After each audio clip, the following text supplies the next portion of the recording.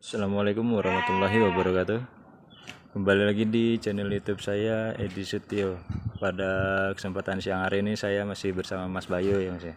Ya, Mas Bayu selaku owner dari SRR Farm. betul. Mas, tadi kan kita sudah sempat membahas tentang penggemukan domba betina ya Mas ya. Ya, Eh, Boleh dijelasin nggak sih Mas? Maksudnya tuh seperti apa? Atau sekalian kita review aja kali ya boleh. kandangnya ya. Boleh. Jadi ini kandang khusus penggemukan kita, Heeh. penggemukan betina. Di sini kapasitas kurang lebih 350 sampai 400 ekor. Kapasitas 50 sampai 400. 350 sampai 400 ekor ya Mas ya. Betul. Dan diisi dengan domba betina semua ya Mas. Ya. Ini sih dengan domba betina semua. Ini memang sengaja kita tutup. Heeh. Fungsinya adalah kita nggak ingin mengganggu mereka yang sedang dalam proses penggemukan gitu. Jadi Oh iya. supaya mereka benar-benar fokus ke penggemukannya. Oh, berarti emang selalu tertutup ya pintunya Mas ya. Ya, selain jam kasih makan, Heeh. kita tutup rutin gitu karena Oh. supaya mereka nggak terganggu gitu. Jadi nggak ngeganggu Proses penggemukannya. proses penggemukannya Jadi Mas dia ya. benar-benar fokus makan dan tidur gitu. Iya. Kita masuk ya. Oh iya. Ini kita buka dulu. Nah, untuk ini domba-domba yang baru masuk ya. Domba yang baru masuk ya. Yang baru masuk kita karantina dulu. Heeh. Kita karantina dulu sebelum kita masukkan mereka ke dalam proses penggemukannya. Oh berarti selalu ada karantina dulu ya Mas ya. Iya, selalu ada karantina dulu sekitar 1 minggu kita taruh di kotak karantina. Heeh. Nanti kita lihat jika memang ada yang sakit baru kita pindahkan ke kandang perawatan. Kandang perawatan Iya, yang jadi khusus untuk khusus. yang sakit-sakit ya Mas ya. Iya, jadi tidak kita taruh di dalam ruangan ini gitu. Jadi ruangan ini benar-benar fokus ke dalam domba yang sedang kita gemukan. Oh iya. Seperti itu. Ini juga sama sedang kita gemukan. Oh ini udah mulai penggemukan ya Mas. Sebelah sini yang mulai penggemukan. Oh berarti ini masih karantina ya Mas ya. Iya, ini masih karantina semua. Jadi kalau sewaktu-waktu ada kambing yang baru datang yang dalam keadaan sakit tidak menular ke Betul. yang lainnya ya Mas ya. Betul. Rata-rata sih penyakit penular itu disebabkan oleh virus. Mm-mm. Biasanya ada di bagian mulut ya. Itu namanya kita kenal biasanya dengan ORF Iya. atau keropengan kalau orang biasa bilang ya. Nah, itu penyakit yang menular. Tuh, karena kita kan palung pakan dan palung minum itu kan jadi satu semuanya. Heeh. Nah, disitulah kadang-kadang kita yang menyebabkan penyakit Virus itu menyebar ya menular. Mas. Iya, gitu. Jadi kita benar-benar pisahkan dari yang sudah dalam proses penggemukan. Nah, ini penggemukan kurang lebih baru 1 bulan. Baru 1 bulan. Iya, ini 1 bulan dalam proses masih proses adaptasi ya. Heeh. Seperti itu.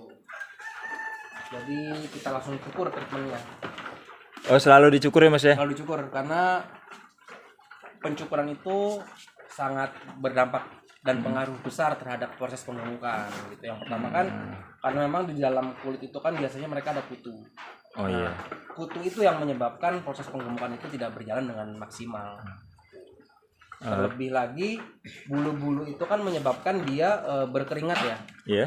Jadi nutrisi-nutrisi yang masuk ke dalam tubuh itu bisa keluar lagi melalui keringatnya gitu. Jadi fungsi pencukuran bulu domba itu salah satunya itu.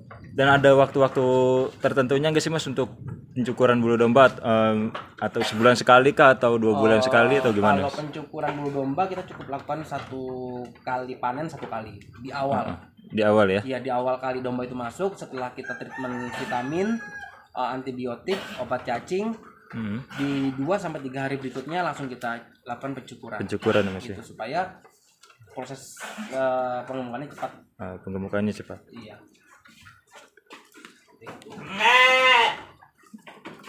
Dan kalau untuk targetnya sendiri ke pedagang-pedagang rumah makan ya Mas ya. Iya, target penggemukan ini kita ke rumah akikah, ke rumah jagal, seperti itu.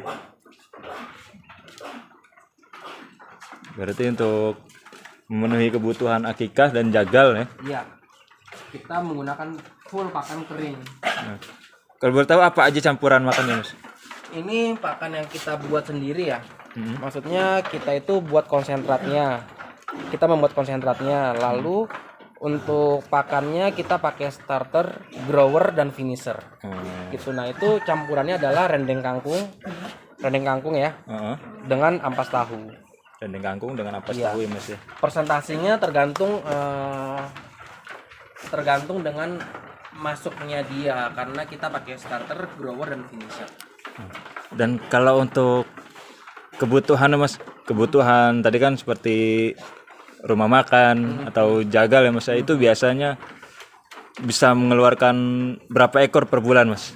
Kalau per bulan saat ini kita di angka 150 sampai 200 ekor.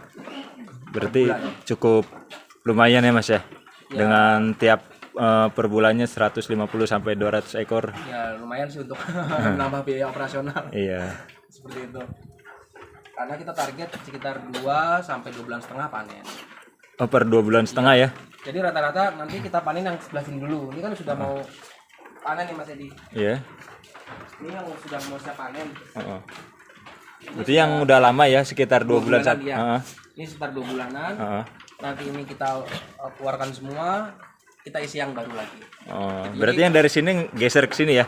Enggak, ini tetap di sini. Oh, ini tetap ya. Tetap di sini. Nanti ini yang kita isi baru.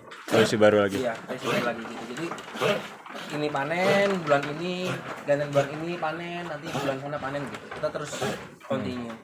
Dan kalau untuk domba-dombanya sendiri Mas, biasanya didapatnya di daerah mana aja tuh Mas? Kita suplai domba ini masih di wilayah Jawa Barat, sekitar Jawa Barat. Karena kan kebutuhan di Jawa Barat itu sendiri masih domba-domba yang jenisnya ekor tipis, berbulu tipis, atau domba-domba periangan. Iya. Kalau di Jawa Tengah dan Jawa Timur kan masih ekor tebal masih masuk ya. Kalau di sini pasarnya masih di ekor-ekor tipis seperti domba-domba periangan dan Garut. Berarti pasaran untuk Jawa Barat tuh masih domba-domba periangan dan domba-domba Garut ya Mas. Iya. Berarti hanya suplainya dari petani-petani sekitar Jawa Barat aja ya Mas ya? Kita dari Tasik, dari Garut, dari Indramayu, dari Cianjur, ya sekitar Jawa Barat. Oh, itu biasanya Mas datang ke petani atau ke pasar Mas? Saya tergantung ya. Kalau misalkan di petani harga sedang murah, kita ambil dari petani. Begitupun kalau misalkan di pasar harga lagi murah, kita langsung sidak ke pasar. Ke pasar ya Mas ya?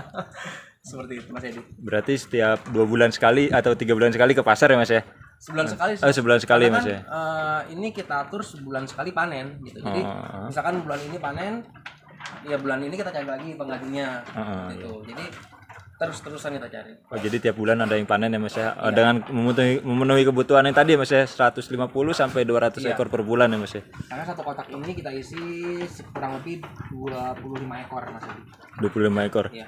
Dan ini domba-domba betina yang kemungkinan untuk di pembibitan kurang ya Mas ya? Jadi mau nggak mau dijagal ya? Iya, karena sayang Mas Edi, sekarang itu kan yang dijadikan pedaging itu kan betina. Kalau betina itu terus-terusan dipotong tanpa memikirkan silsilah dan memikirkan hal lain, nanti lama-lamaan pasti akan berkurang nih populasi kita gitu. Jadi kita pilih lagi yang sekiranya bagus akan kita masukkan ke breeding. Berarti ada breeding juga ya Mas ya? Domba-domba yang pilihannya. Ya, nanti setelah dari sini kita ke divisi breeding. Iya. Seperti itu. Jadi buat teman-teman yang mempunyai rumah makan atau rumah akikah bisa datang langsung ke SRR Farm. Di sini bisa memenuhi kebutuhan rumah makan, akikah ataupun jagal. Baiklah teman-teman, sekian review dari saya. Terima kasih sudah menonton. Wassalamualaikum warahmatullahi wabarakatuh.